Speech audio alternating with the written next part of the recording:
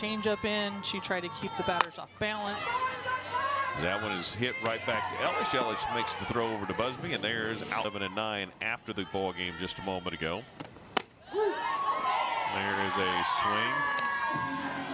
I think maybe that's because of the energy level and just what was going on there. There's another big cut. It's not something, I mean, he wants to as Factor's going to move the runner over. Bree does so a little sack bunt here. Base. That one hit right in the gap. Great job there. Hit just soft enough though. Bree's not going to be able to go down to Austin, Texas to take on a few teams along the way. And Carwell poking it through. How about that? Another single. At home games until their second Big Ten series in May. As Ellis hits that, tries to stay out of a double play, can't do so, and that will end the inning. So the Cowgirls able to get one for that to be able to make its way into the dugout. I can tell you that. That one is hit sharply. Kylie Naomi may be struggling offensively, but not defensively. Yeah. Way behind developmentally because of their schedule from a practice standpoint. As there's another strike. Sounds right. It sounds accurate. Right. Yeah. If it's accurate, it sounds better. That is for sure.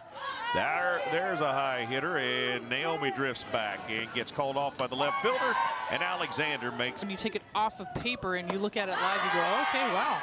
They do have some great transfer for a year. As that one is undercut, floats, could be, no, drift stopped quicker than I thought. Look, first pitch, that not going to let that first one go by, and she fought the last one off. This one's going to fly into right field, and Evans is going to be able to make the catch. Areas of the country, and she ends up in Oklahoma, which she feels comfortable and loves it here in Stillwater. And there's a nice play. The cup of coffee and the snacks. Wow. I mean, he is. We had a rain delay the other day. We asked for some goldfish, and we didn't get it. There's another strikeout pitch from Miranda Ellis. That's everything. Yeah. And I think that's the magic, is the communication factor. And Naomi shows a little bit of communication with the first baseman in right? The night. Ellis, they're 0 for 9. And that's slapped into center field. A little more air under it than she wanted. Yeah. Really had Oklahoma State off balance. And there goes Bree, and she will avoid the double play for sure, as Cheyenne Factor able to move her over. And it's not going to be quite the same for Cottrell, I don't think, but she's going to get out of the park, but she's going to put it in play. And the ball gets down. The runners move up. And there's a pitch, and that's going to score one.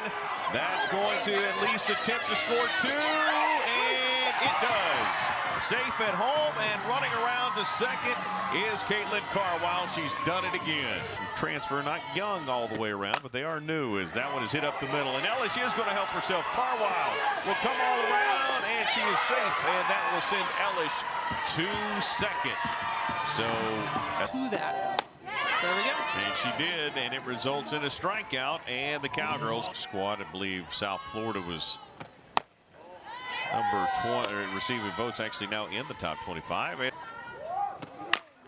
that one is hit to Pennington. Pennington scoops, throws in time, runner advances, but Hartog, long time. Yeah. You got a fifth-year kid in Pennington, as Naomi's going to get over and get that one for out number 2. Pitched in the second half of the first game. That one's hit up high. Kylie Naomi drifts back. No one's going to call her off. She's underneath it. And that one's popped up. Pitcher's underneath it. First baseman's going to call everybody off. Runs in. That's driven. So you have to perform for your team. That one is hit. That one is hit past Dow for a single. There's a very good at-bat. Let's go. That time they do go, and the throw's too tall. And that's a stolen base for Kylie Naomi. That one is hit back up the middle. There's another open spot. Naomi's going to try to stretch it to an RBI single. And does not. Pitch gets hit, gets it, and makes the tag just in time. I think Kenny Geist is going to argue it. Yeah, well, what he's going to argue is he's probably going to say obstruction, that she had no way of getting to the base. The 2-0 right back up the middle. That will definitely score. No, it will not score one. What a throw right there. Did Hartog. Well, that's true. And they undercut they it. gambled. They did, and they got out of it. A good job by Levitt. Coming up, we've seen that a couple of times with players stay and continue their education or learn how to be a coach at a different level. Here's the 2-2. Hit to Pennington, fielded cleanly, throw is good, and time, and there's Chavez, the third baseman, spins that one back. Second baseman Bree, no problem, throw in time. Busby's got the catch, and just like that, we're out of the Cowgirls and the Sooners. Ellis hits that one right to Dow, trying to stay out of a double play, but she cannot. There's 2 outs. Had a couple of strikeouts following that, but they came back with a walk-off walk, and that one she hit on the button. That one she hit deep. That one she hit out of the ballpark. Another home run for Cindy Pennington, trying to get out of a slump, and the Cowgirls have a 5-0 lead. Man, that one was pretty. The only thing you can say was she just got all of that one. It was a line drive. Obviously, Coach Ritter knows pitching as Kylie Naomi rips that one into left field, and the Cowgirls have runners at first and second in this game. 20 batters, 10 scores, and Dow flips over to second. Nice play. It is a backhanded flip. Nice job by Straylow on the cover. And again, it was a 10-inning affair, but still, it's a lot to leave. There's a big cut and another strikeout. Strikeout number 5. Teams finally started getting a chance to feel that normalcy again, as there's another strikeout for Ellis City. And for the Oklahoma City, with the Oklahoma City Thunder down there, and it changed everything. And Kylie Naomi trying to change everything in this game. Well, let's look at it this way. We're in the bottom of the 6th inning, and the Cowgirls have a 5-0 lead over the Minnesota Gophers. And the Cowgirls have 10 hits. Minnesota, not going to talk about it.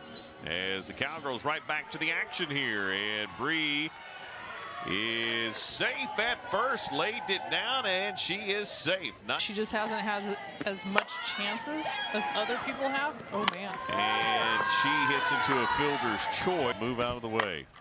There's a shot to the opposite way for the Cowgirls. Avery Hobson will check up at second. Carwile tries to add to that different look, and she does.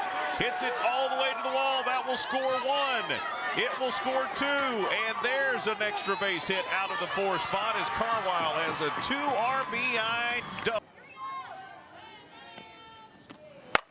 There's a hit up the middle, and we'll move the runner to third. Well, I think she's a hitter that at any point in time she can break it open.